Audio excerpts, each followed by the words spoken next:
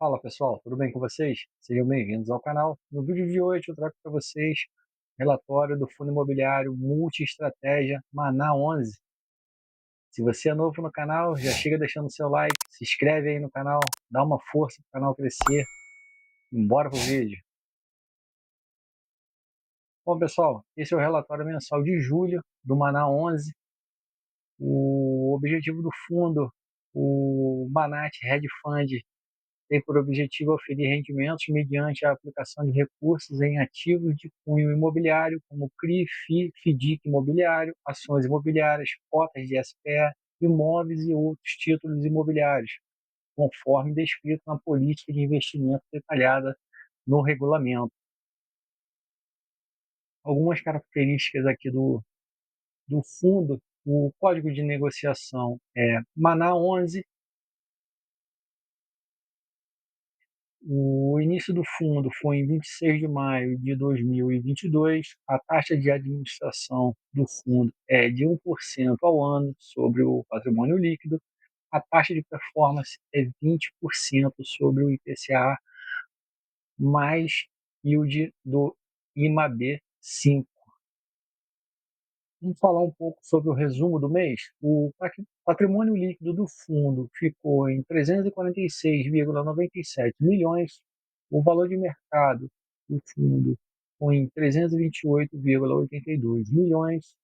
E o dividendo de julho de 25 foi 11 centavos. A cota patrimonial do fundo está no valor de R$ 9,24 e o valor de a cota mercado está no valor de R$ 8,76, o que equivale a um dividend yield anualizado de 16,2%. O volume negociado no mês foi de 26,2 milhões e o giro mensal foi de 8% das cotas emitidas. A quantidade de cotas, a quantidade de cotistas é em torno de 28 mil cotistas. Um pouquinho do highlight do mês, do Maná 11, os dividendos de 11 centavos por cota no mês, equivalente a dividend yield de 16,2% ao ano, isento de imposto de renda, sobre a cota de fechamento do mês, e 115,91% do CDI equivalente. A geração de retorno excedente aos benchmarks de forma consistente, com retorno do patrimônio líquido ajustado pelos dividendos distribuídos, foi de 176,8% do IFIX desde o início do fundo. A concretização do guidance do segundo trimestre e a manutenção da banda de distribuição entre 10 centavos e 12 centavos por cota para o terceiro trimestre de 2025, equivalente a 11%,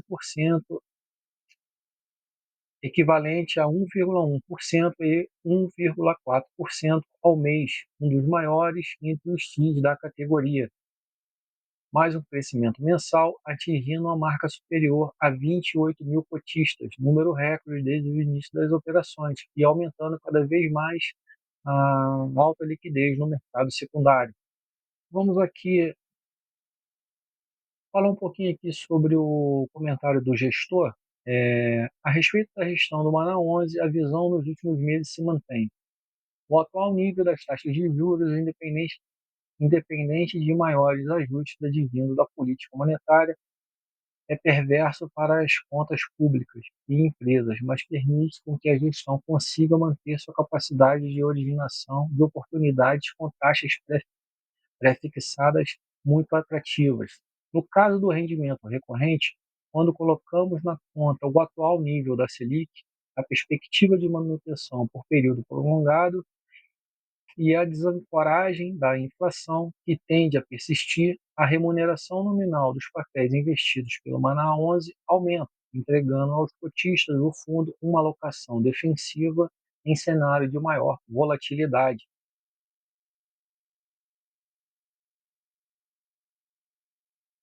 Dessa forma, entendemos que a dinâmica mais defensiva nas alocações em papel, aliados à gestão ativa, especialmente quando analisamos sob a ótica do atual nível das taxas de juro, permanece importantíssima para a carteira dos investidores. e certamente continuaremos trabalhando com uma forte presença de ativos de renda fixa na carteira do Manaus 11, buscando novas operações em CDI+, e prefixadas no curto prazo e arbitrando carrego e ganho de capital em operações indexadas à inflação, conforme volatilidade das NTN-Bs. Por último, conforme abordamos desde fevereiro, visando agregar retorno descorrelacionado via operações exclusivas da Manat e posicionando posicionamento do Mana 11 como um verdadeiro hedge fund imobiliário. Demos início ao book de incorporação mediante o investimento em projetos de alto padrão localizados na ilha de Florianópolis, Santa Catarina, reconhecida como uma das cidades mais pujantes do Brasil. Todos os projetos seguem dentro do esperado, inclusive com surpresas positivas, como foi o caso do lançamento do Alure, o qual registrou 100% de vendas na ocasião. Este fato corrobora a robustez da tese de investimento elaborada pela Manat, materializando a assertividade da gestão na busca por oportunidades de investimento fora dos eixos tradicionais do mercado. Posto o índice de cobertura importante evolvido na estrutura desenhada, ficamos ainda mais confortáveis com a concretização do lucro projetado e a consolidação de novas frentes de atuação exclusivas aos cotistas do Maná 11.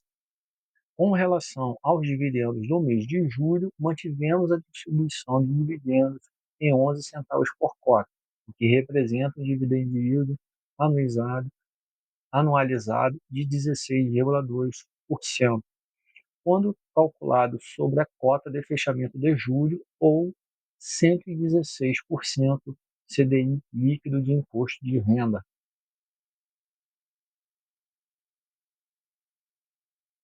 Com esse dividendo, seguimos o planejamento apresentado para o terceiro trimestre de 2025, com guidance de distribuição entre 10 a 12 centavos por cota.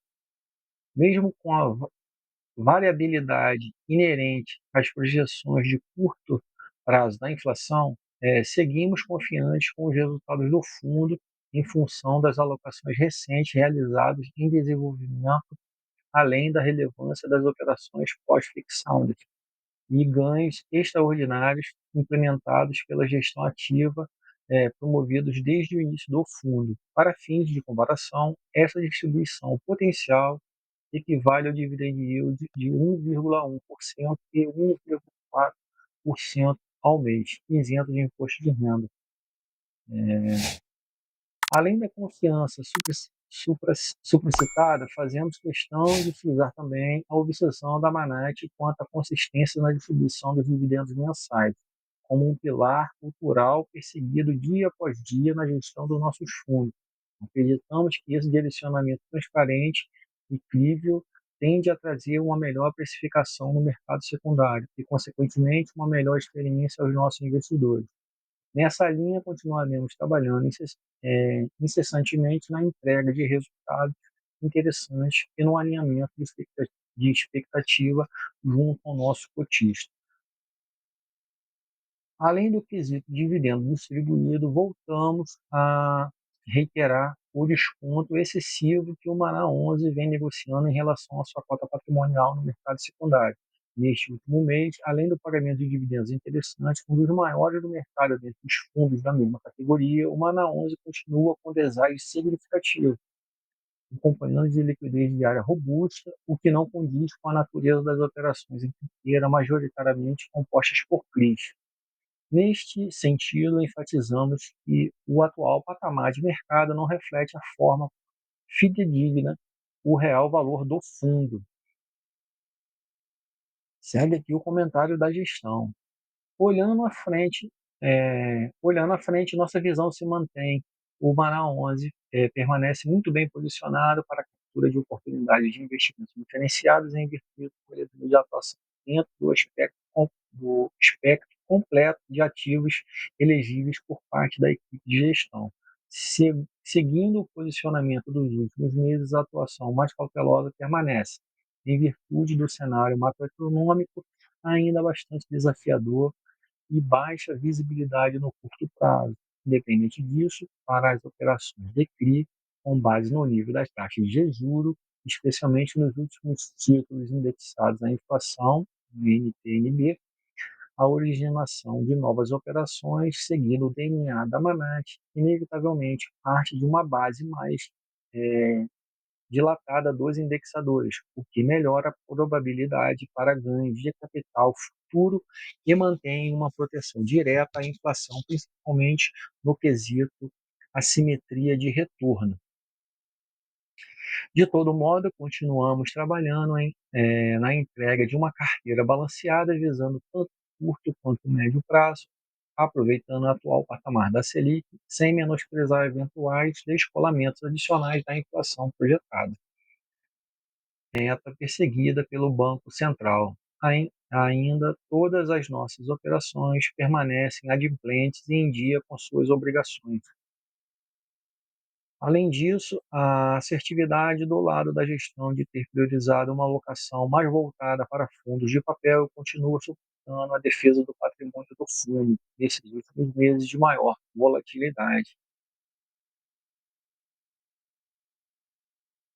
Uma carteira em grande parte composta por ativos originados e estruturados internamente com um bom risco de crédito e ganhos de capital proveniente de trading de alocações táticas ou oportunísticas, o fundo atingiu 40,5% de performance acumulada, de acordo com o patrimônio líquido ajustado pelos dividendos distribuídos. Neste mesmo período, o IFIX, índice de fundos imobiliários da B3, com valorização acumulada de 22,9%, ao passo de que o CDI equivalente, ou seja, líquido de impostos, conforme a alíquota do imposto de renda de 15% sobre o rendimento, rendeu 37,7%. Esta performance em relação ao IFIX continua em patamar de elevada diferenciação, com a cota patrimonial ajustada rendendo 177% do IFIX no período. Rapaz, a gestão botou para quebrar aqui, hein? Seguiremos aprimorando o relatório para dar cada vez mais profundidade e transparência ao cotista da situação do fundo e visão do gestor. Bom, é isso aí, né, pessoal? O que a gente espera da gestão é clareza e transparência com os fatos relacionados ao fundo mesmo. É isso aí. É isso que o cotista espera. Com relação ao resultado operacional e o breakdown, o fechamento de julho de 25, a distribuição foi de 11 centavos, os juros, o dividend yield anualizado 16,2 ao ano. O segmento que mais incrementou o resultado para o fundo foi o investimento em CRIs, seguido pelo investimento em FIIs, caixas e ações. Vale ressaltar que atualmente não há nenhuma operação de alavancagem na carteira do Maná 11. Aí a gente observa aqui na DRE do fundo que a receita de julho veio um pouquinho menor do que a de junho. As receitas advindo aqui de CRIs, as receitas de fundos imobiliários veio um pouquinho acima. Aqui as receitas do livro de ações veio acima também, com relação a junho, e a remuneração caixa também bem acima em relação a junho.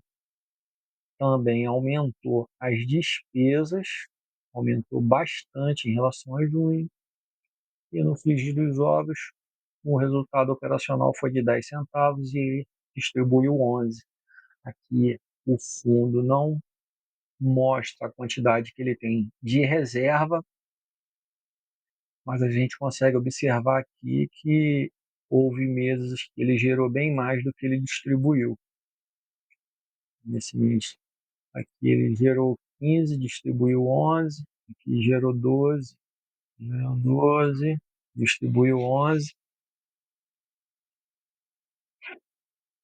Então o fundo ele não diz quanto tem de reserva. Aqui ele fala novamente sobre a questão ele repete aí, ele foca bastante aí nessa questão dos 11 centavos que ele está pagando de dividendo e o quanto rende aí por ano. Foca bastante nessa parte aí. Vai mais uma vez falando sobre o dividendo. Aqui ele fala sobre o guidance o restante do até setembro, né? Que está na faixa de 10 a 12, o guidance. Aqui ele fala sobre o valor da cota a mercado, que a cota está com deságio, né? Com este deságio, considerando o ganho de distribuição de dividendos para o terceiro trimestre de 10 a 12 centavos por cota, temos a tabela de sensibilidade abaixo com potencial de 14,6% a 17,7% ao ano de dividend yield. Então, aproveitar aí, quem tiver interessado em adquirir as cotas do fundo e tentar pegar os melhores preços para ter os melhores rendimentos, né? E na faixa de 8,76 o quanto que ele está rendendo aí. Pode chegar aqui, ó, a faixa superior do guidance aqui, nos 12 centavos, ficaria em 17,7 ao ano. Aqui a faixa dos 11 centavos e aqui na faixa mínima dos 10 centavos, nesses valores aí. Continua falando sobre a rentabilidade do fundo, que ele bateu o IFIX, bateu o CDI, com relação à cota patrimonial ajustada. Que ele fala sobre o volume negociado no último mês, 26 milhões, a média de negociado de 1 milhão por dia.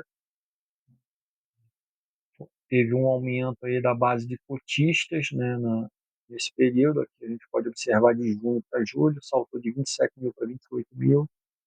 Aqui ele fala sobre o fechamento da cota, né, 8,76. Novamente, aqui ele fala a questão da negociação por dia, uma boa liquidez aí do fundo.